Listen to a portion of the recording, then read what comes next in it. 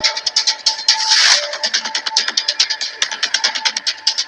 Imported وزیر اعظم نے جو ہے وہ بڑی زبردست ملک کی معاشی پالیسی جاری کر دی ہے، اور اب میں سمجھتا ہوں کہ وزیر اعظم کی اس معاشی پالیسی کے بعد انشاءاللہ پاکستان ترقی کرے گا، اور اب پاکستان کو کسی عمران خان کی ضرورت نہیں ہے، اور جو اعلانیہ اور جو بیانیہ اور جو فارمولا اس امپورٹڈ وزیر اعظم نے قوم کو دیا ہے، اس میں انشاءاللہ تعالی ملک ایسی زبردست طریقے سے ترقی کرے گا کہ انشاءاللہ پاکستان پوری دنیا میں کامیاب اور کامران ہوگا۔ یہ چھوٹا سا کلپ دیکھیے، میں آپ کو بتانا چاہ رہا ہوں کہ اس امپورٹڈ حکومت نے، اس امپورٹڈ وزیر اعظم نے ملک کے لیے کون سی نئی معاشی پالیسی جاری کی ہے، ذرا دیکھیے۔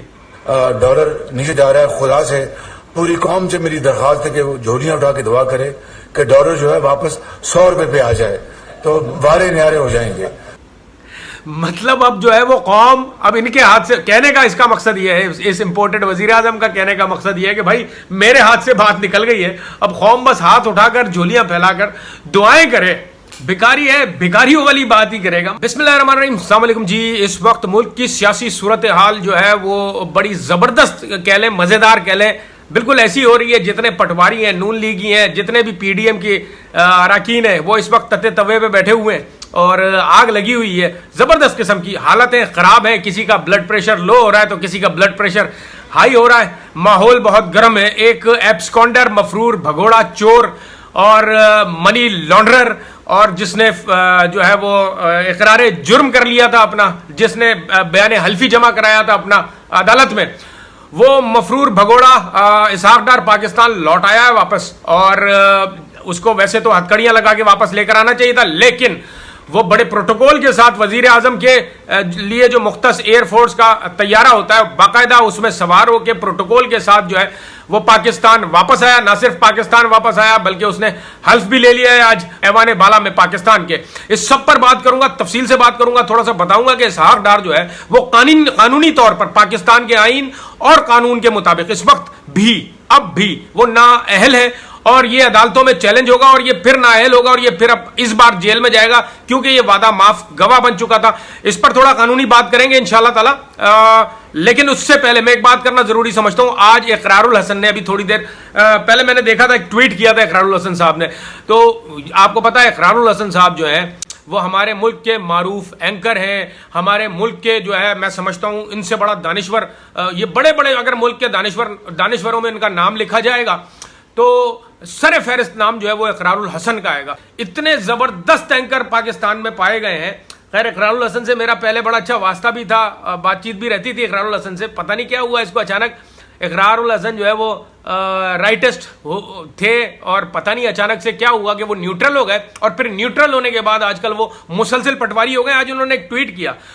اب اقرار الحسن صاحب جتنے اپنے آپ کو فلاسفر بننے کی کوشش کرتے ہیں، دکھانے کی کوشش کرتے ہیں لوگوں کو، آپ ان کی سیاسی ذہنیت کا اس ٹویٹ سے اندازہ لگائیں۔ یہ لکھتے ہیں کہ حفیظ شیخ اور شوکت ترین کو وزیر خزانہ لگانے والے کس منہ سے اسحاق ڈار کی وزیر خزانہ لگنے پر اعتراض کر رہے ہیں۔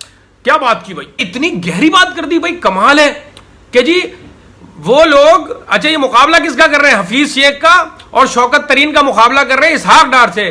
اور بھائی کوئی اللہ کا بندہ ان کو بتائے کہ اسحاق ڈار جو ہے وہ ایک مفرور، وہ ایک ایبسکونڈر تھا، وہ ایک وعدہ معاف گواہ تھا۔ اس نے پاکستان کے آرٹیکل 164 کے تحت جو ہے وہ میجسٹریٹ کے آگے بیان حلفی جمع کرایا، اقرار جرم کیا اور وعدہ معاف گواہ بنا نواز شریف کے خلاف۔ یہ 5 سال مفرور رہا، ایبسکونڈر رہا، عدالتوں نے اس کو اشتہاری قرار دے دیا۔ تو مجھے اقرار الحسن صاحب یہ بتائیے کہ شوکت ترین صاحب یا حفیظ شیخ صاحب تو چلو جی ٹیکنوکریٹ ہے، شوکت ترین صاحب جو ہے وہ پاکستان تحریک انصاف سے وابستہ ہے، کیا ان کے اوپر کوئی ایسے چارجز ہیں؟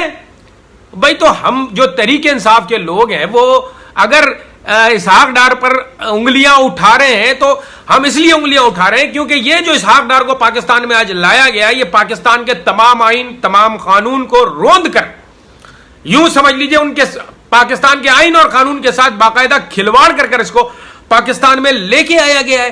اور جس طرح کے ابھی ایک لیک آڈیو میں ہم سب نے سنا کہ مریم نواز نے یہ کہا अपने अंकल जी शहबाज शरीफ से ये कह रही हैं उस ऑडियो के अंदर, लीक्ड ऑडियो में, कि अंकल जी मैंने जो है पूरा 1 महीना लगाया, बड़ी मेहनत की है, बस दुआ करें जी डार अंकल जो है वो आ जाए पाकिस्तान।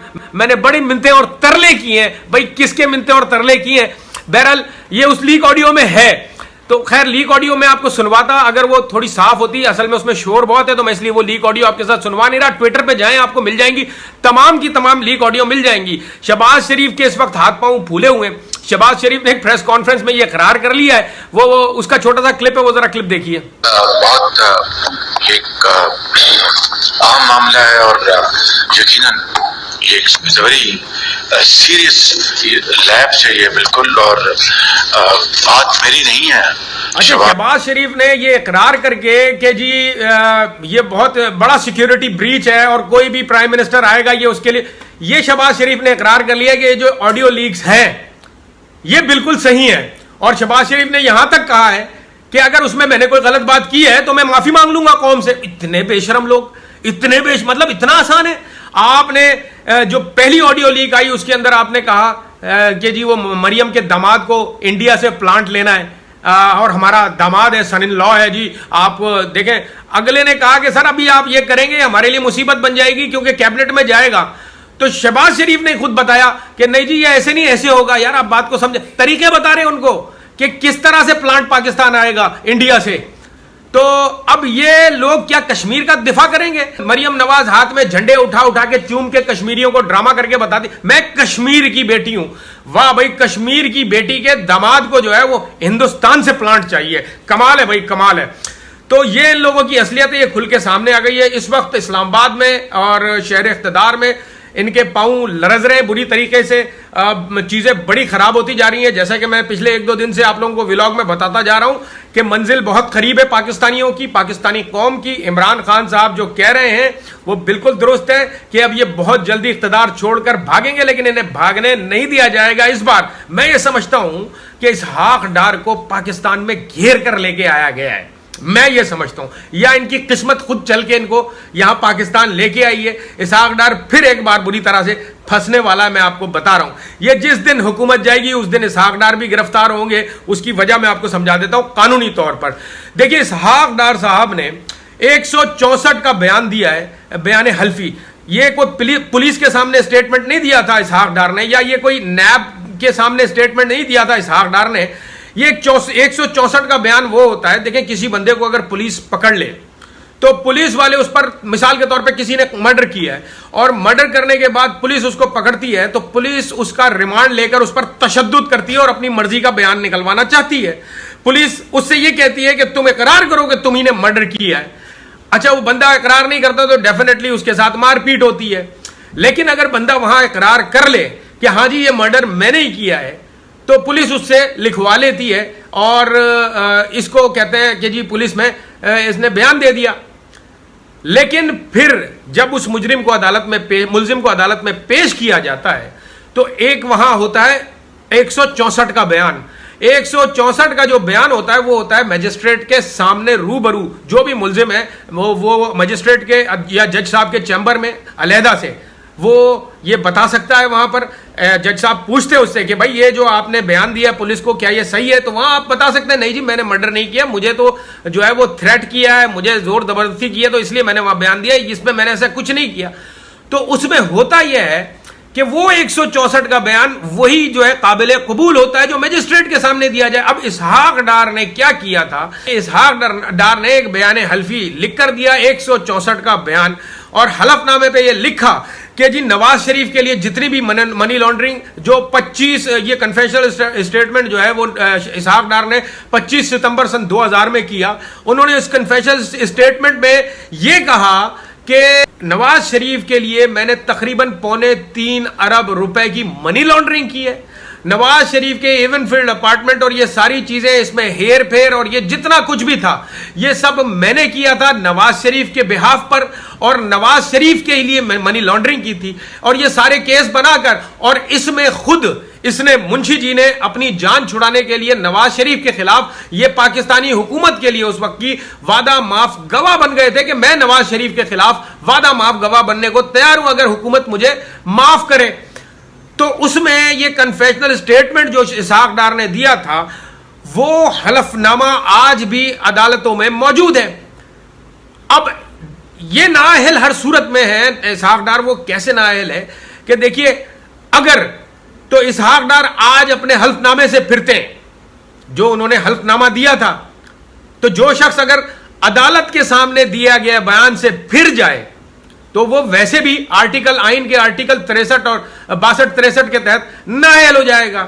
اور اگر اسحاق ڈار نہیں پھرتے اور اپنے اس حلف نامے پہ اور وعدہ معاف گواہ بننے پہ قائم رہے اگر آگے چل کر, جیسے کہ حکومت جائے گی اور یہ کریں گے سارا کچھ, دیکھیے گا آپ, تو بھی یہ شخص نااہل ہے. مطلب دونوں صورتوں میں اسحاق ڈار نااہل ہے اس وقت میرے حساب سے آئین اور قانون کے مطابق.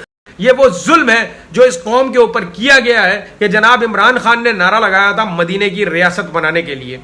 اب مدینے کی ریاست میں جس شخص کے ہاتھ کاٹنے تھے, اللہ جانے کس نے اس شخص کے ہاتھ میں اس ریاست کے خزانوں کی چابی پکڑا دی ہے کہ آؤ اور تم اس ریاست کے خزانوں کو ٹھیک کرو. یہ اس قوم کے بچوں کے ساتھ, اس قوم کے نوجوانوں کے ساتھ جس نے بھی کیا ہے اتنا بڑا ظلم کیا ہے کہ انشاءاللہ تعالی اس کی معافی یہ قوم کم از کم نہیں دے گی.